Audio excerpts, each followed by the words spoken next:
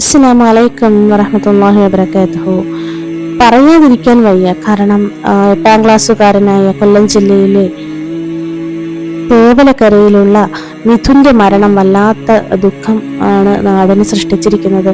കാരണം ഇതൊന്നും കാണാൻ ആരുമില്ല.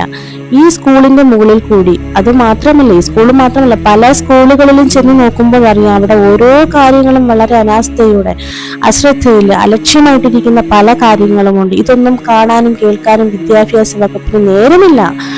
വിദ്യാഭ്യാസ വകുപ്പും അധ്യാപകരും രക്ഷിതാക്കളടക്കം സൂംബ, അവർക്ക് ഡാൻസ് മാത്രം മതി.